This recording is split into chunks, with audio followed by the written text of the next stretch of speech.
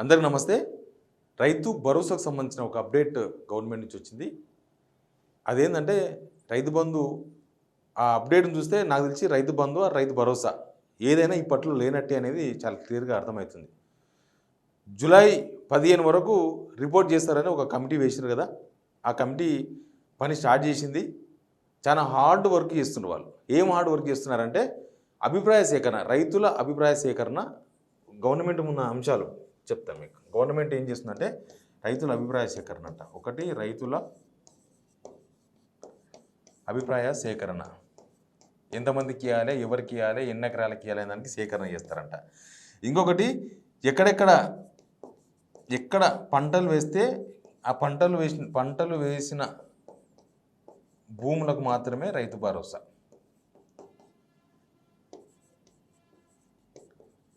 దీని మీద సర్వే చేస్తారంట మళ్ళీ. అంటే ఆల్రెడీ అగ్రికల్చర్ ఈ పోయిన సీజన్లో చేసిండ్రు కదా, ఈ సీజన్లో చేయకపోతే రైతు భరోసా రాదేమో బహుశా. వీళ్ళు చెప్పే లెక్క ఏంటంటే రీజన్ ఒకటి, దెబ్బ ఎక్కడో తాకితే మందు ఎక్కడో పెట్టినట్టుంది, ఈడ దెబ్బ తాకితే మోకాలు పెట్టినట్టుంది మందుది. వీళ్ళు చెప్పేది ఇదంతా ఎందుకు చేస్తున్నారని చెప్తున్నారంటే ప్రభుత్వంలో వాళ్ళు గుట్టలకు పుట్టలకు ఇచ్చిండ్రు, గత ప్రభుత్వంలో రోడ్లకు ఇచ్చిండ్రు, శ్మశాన వాటికలకు ఇచ్చిండ్రు, కాబట్టి మేము ఇవన్నీ సర్వేలు చేస్తున్నామని చెప్తున్నారు. అవన్నీ ఎక్కడ గుట్టలు ఉన్నాయి, ఎక్కడ పుట్టలు ఉన్నాయి, ఎక్కడ ఏం కదా లోకల్ ఎంఆర్ఓ ఆఫీస్లో ఉండదా, డాటా ఉండదా? దానికి సర్వే ఎందుకు? ఎంఆర్ఓ ఆఫీస్లో ఉంటుంది కదా వ్యవసాయ భూమి ఎంత. అసలు అగ్రికల్చర్ ఆఫీస్లో ఉంటుంది మెయిన్. అగ్రికల్చర్ చేసే ల్యాండ్ ఎక్కడుంది?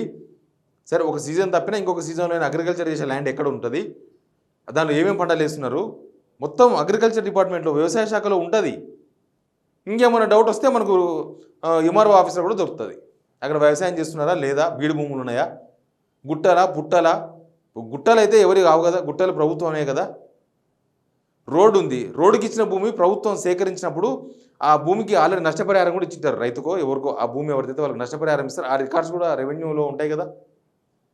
దాన్ని గుర్తించేందుకు ఇవన్నీ ఎందుకు? అందుకే చెప్తున్నా, ఎక్కడ దెబ్బ తాకితే ఎక్కడనో మందు పెడుతున్నట్టు. రైతు భరోసా అనేది దానికి పైసలు లేవనో లేకపోతే ఇప్పుడు ఇయ్యజాలమనో చెప్పలేక ఇవన్నీ తెర మీద తీసుకొచ్చినా కనిపిస్తుంది.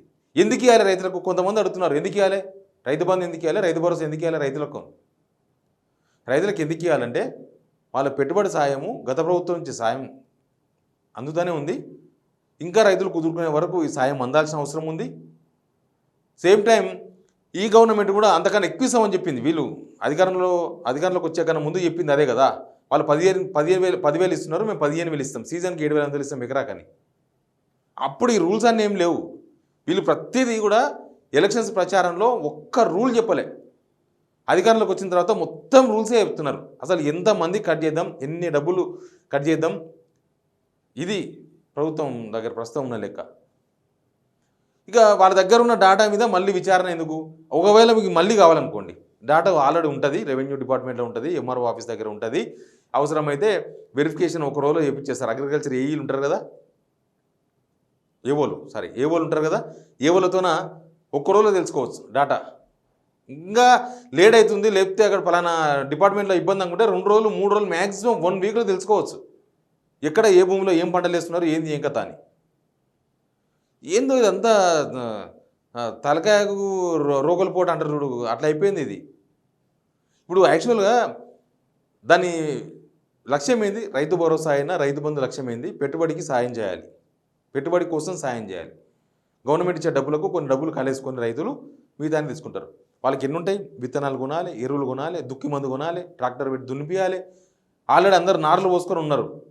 వాన పడకపోయినా బోర్ల మీద ఆధారపడో బావుల మీద ఆధారపడో మన తెలంగాణలో సీజన్కి కరెక్ట్ టైంకి నాట్లు వేయాలి. నాట్లేనికి కూలీలకు డబ్బులు కావాలి, నాట్లు వేయాల్సిందే కదా. ఇప్పుడు వానకాలం ఆల్రెడీ స్టార్ట్ అయింది, వాన వల్లేదు. జూలై కూడా పడదనుకో, ఆగస్టులో వాన పడితే అప్పుడు నారేస్తారా? అప్పుడు నాటేస్తారా? వేయరు కదా. సీజన్ ఇప్పుడు వర్షం పడినా పడకపోయినా వాన పడితే ఒకవేళ 4 ఎకరాల రైతు 4 ఎకరాలు వరేస్తాయన, ఆ బోరు కెపాసిటీ ఎంత, బాయిలను ఎన్ని నీళ్ళు ఉన్నాయి చూసుకొని ఎకరకో 2 ఎకరాలకో సరిపోను నాటేసుకుంటాడు. అది సీజన్. ఇక అదును తప్పిన తర్వాత వాన వచ్చినా కూడా చేసేది ఏముండదు. ఎప్పుడో వానకాలం లాస్ట్ వచ్చి గమ గుంపరిచ్చి మొత్తం చెరువులు నింపిపోయింది అనుకో, అది అగ్రికల్చర్కి పనికొస్తాయా? మళ్ళీ వేరే పంటలు వేసుకుంటారు. వరి ఇప్పుడే వేసుకోవాల్సిందే కదా. సీజన్ దాటితే ఆ సీజన్ కరెక్ట్ సీజన్లో కరెక్ట్గా వేల్చినప్పుడు పంట లేకపోతే దానికి బీమారీలు వస్తాయి, పురుగులు పడతాయి, రకరకాల కథలు అవుతాయి, దిగుబడి తగ్గుతుంది.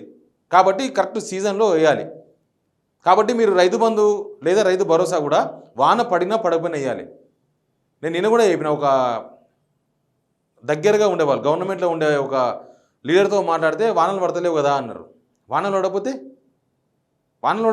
వ్యవసాయం ఆగిందా? చేస్తలేరు. ఆల్రెడీ నారలు వేసుకున్నారు. ఇవాళ రేపు నాటడం స్టార్ట్ కాబోతుంది. జూలై 15 వీళ్ళు ఇచ్చే రిపోర్ట్ టైం జూలై 15 ఆ కమిటీ వేసారు కదా, ఆ జూలై 15 కల్లా నాట్లు ఆల్మోస్ట్ చివరికి వస్తాయి, ఎండింగ్కి వస్తాయి. అప్పటికి నారలు అయిపోయే టైం. ఇంకెప్పుడు ఇస్తారు రైతు బంధు, రైతు భరోసా? అసలు ఈ అగ్రికల్చర్ ప్లాన్, వ్యవసాయ ప్రణాళిక అంటారు, గవర్నమెంట్కి ఉండాలి. వ్యవసాయ ప్రణాళిక ఉంటే ఆ ప్రణాళిక ప్రకారం పనులు జరుగుతూ ఉంటాయి. ఏ టైంకి ఏం జరగాలి, ఏ టైంకి రైతుకి ఏమి ఇవ్వాలి, ఏ టైంకి ఏం సబ్సిడీ ఇవ్వాలి, ఏ టైంకి ఏ పనిముట్లకు సబ్సిడీ ఇవ్వాలి, ఏ టైంకి ఎక్కడ లోన్లు ఇవ్వాలి, ఏ టైంకి రైతు బంధు రైతు భరోసా సాయం చేయాలి, ఎక్కడ ఏ టైంలో విత్తనాలు అవైలబిలిటీ పెట్టాలి, ఎప్పుడు ఏ ఎరువులు అవైలబిలిటీ పెట్టాలి, ఇదంతా కూడా వ్యవసాయ ప్రణాళిక. ప్రభుత్వం ఇప్పటిదాకా వ్యవసాయ ప్రణాళిక రెడీ చేసుకున్నారేమో కానీ బయటకు అయితే రిలీజ్ చేయలేదు, ఎక్కడ కూడా రిలీజ్ చేయలేదు. ఇక రైతు భరోసా గురించి ఇది కథ ఏంది, రైతుల అభిప్రాయ సేకరణ చేస్తారంట. ఇప్పుడు అభిప్రాయ సేకరణ చేయడం ఎందుకు? ప్రభుత్వం ఏమనుకుంటుందో అది చేయండి. మొన్న ఆల్రెడీ తుమ్మల నాగేశ్వరరావు గారు వీడియో కాన్ఫరెన్స్ పెడితే 10 ఎకరాలకి ఇవ్వమని అడిగినారు. వీలైతే పాసిబిలిటీ ఉంటే 10 ఎకరాలకు చేయండి, మీ దగ్గర ఎంత అమౌంట్ ఉంది, ఎంత అడ్జస్ట్ అయితే చేయండి. నెక్స్ట్ ఏంటంటే పంటలు వేసిన భూములను మాత్రమే వీళ్ళు గుర్తిస్తారంట. గుర్తించినాక రైతు బంధు ఇస్తారంట.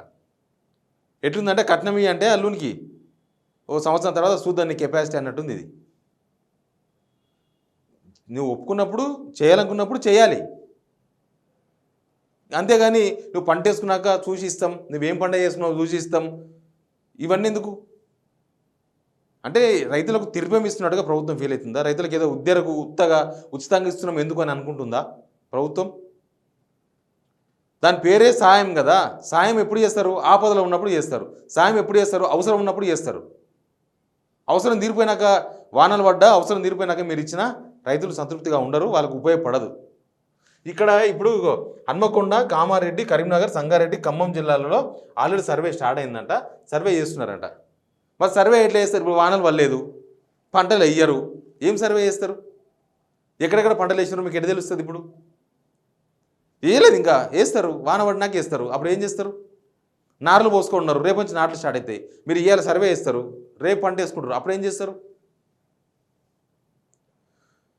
ఇవే అనవసరమైన టైం పాస్ ముచ్చట్లు తప్ప దీనిలో ఏమీ లేవు. సాయం చేయాలనుకున్నప్పుడు సాయం చేయాల్సిందే. మనిషి కింద పడి దెబ్బ తాకినప్పుడు ఆయనకు అప్పుడు సాయం చేయాలి, కానీ ఆయన పోయి కోలుకున్న తర్వాత పోయి సాయం చేసేస్తే ఏముంటుంది? ఇది అట్లే ఉన్నది. రైతులకు సాయం చేయాల్సింది వాళ్ళకి ఎప్పుడు అవసరమో అప్పుడే. వాన అంటే మనం ఏం చేయలేము. వానను దేవుడు కురిపించినప్పుడు వాన పడుతుంది.